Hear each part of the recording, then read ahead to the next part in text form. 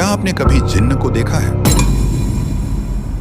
आज के इस दौर में जब आर्टिफिशियल इंटेलिजेंस इतनी एडवांस्ड हो चुकी है कि मशीनें इंसान से भी तेज सोच रही हैं, जब साइंस मार्स तक पहुंच चुकी है, जब पूरी दुनिया डिजिटल सिस्टम्स पर चल रही है, फिर भी आज भी दुनिया के हर कोने में लोग जिन्न पोजेशन का शिकार हो रहे हैं। आज भी अगर आप YouTube पर सर्च करें जिन पोजेशन, रुकिया, जिन निकलने के तरीके, तो आपके सामने मिलियंस और बिलियंस व्यूज आ जाते हैं। और सबसे हैरान करने वाली बात यह है कि आज लोग सिर्फ फोन कॉल पर भी रुकिया करवा रहे हैं। सवाल यह नहीं है कि यह सब हो रहा है, सवाल यह है कि यह सब क्यों हो रहा है। और सबसे खतरनाक सवाल, इस सब का दज्जाल से क्या रिश्ता है?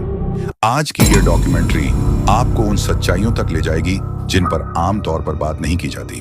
Case 1, 1906, south Africa. एक 16 साल की लड़की क्लारा जर्माना सेली। क्लारा ने अचानक दावा किया कि उसने शैतान से डील की है। इसके बाद जो हुआ, उसने पूरी क्रिश्चियन दुनिया को हिलाकर रख दिया। क्लारा ऐसी भाषाएं बोलने लगी जो उसने कभी सीखी ही नहीं थी। लोगों के फ्यूचर और छुपे हुए गुनाह बताने लगी। होली वाटर देखकर बहुत गुस्से में आ जाती। 3 या 4 लोग मिलकर भी उसे कंट्रोल नहीं कर पाते। चर्च रिकॉर्ड्स के अनुसार वह जमीन से ऊपर उठ जाती थी। लगातार 2 साल तक एक्सोर्सिज्म चला। आखिरकार 1908 में लगातार दुआओं और स्पिरिचुअल हीलिंग के बाद वह नॉर्मल हुई। यह केस आज भी वेटिकन के ऑफिशियल आर्काइव्स में मौजूद है। Case 2, Japan. 1970 के दशक में जापान के ग्रामीण इलाकों में मास पोजेशन के केस सामने आए। लोग अचानक जानवरों जैसी हरकतें करने लगते, कच्चा मांस खाने लगते, इंसानी आवाज की जगह डरावनी चीखें निकालते। जापानी मोंक्स के अनुसार यह पोजेशन ज्यादातर उन लोगों में होती थी जो स्पिरिचुअली बिल्कुल खाली हो चुके थे।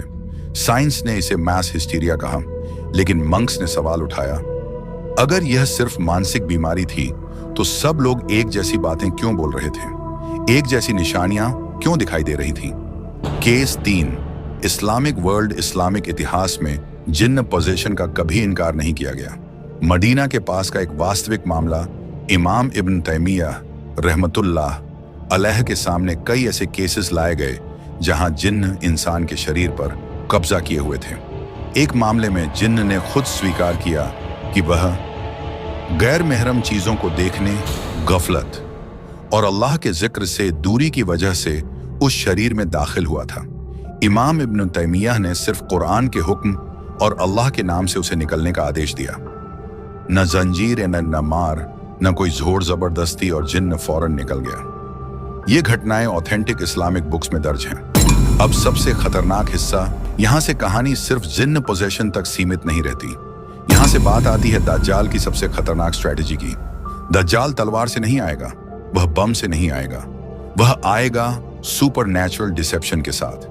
अहादीस के अनुसार वह मरे हुए को जिंदा दिखाएगा, आसमान से बारिश गिराने का धोखा देगा, जहन्नम को जन्नत और जन्नत को जहन्नम दिखाएगा, और यह सब जिन्हों और शैतानों की मदद से होगा। आज जब लोग अनसीन चीजों पर आसानी से यकीन कर रहे हैं, पैरानॉर्मल कंटेंट वायरल हो रहा है, रुकिया एक इंडस्ट्री बन चुकी है, तो समझ लीजिए जमीन तैयार हो चुकी है।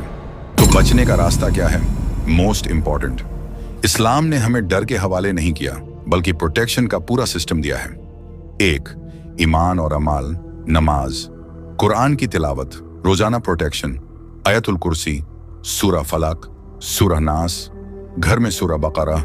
3, इल्म और समझ, हर पैरानॉर्मल चीज को तुरंत सच न माने, हर पीर को राकी न समझें, इस्लाम और धोखेबाजों में फर्क पहचाने। 4, सबसे बड़ी हिफाजत, अल्लाह का जिक्र, हदीत, जिस घर में अल्लाह का जिक्र होता है वहां शैतान नहीं रहता। अगर आज आपको लग रहा है कि दुनिया में कुछ बदल रहा है, तो आप गलत नहीं सोच रहे। पर्दा सच में पतला होता जा रहा है। सवाल सिर्फ यह है, क्या आप उस वक्त के लिए तैयार हैं जब सच और धोखा एक जैसा दिखाई देगा, या फिर आप भी उन लोगों में शामिल होंगे जो दज्जाल के जादू को सच समझ बैठेंगे? फैसला आज है, कल नहीं। ऐसी ही रियल, इंफॉर्मेटिव और हाई लेवल डॉक्यूमेंट्री स्टोरीज के लिए AI विद इरफान को सब्सक्राइब, लाइक और शेयर जरूर कीजिए।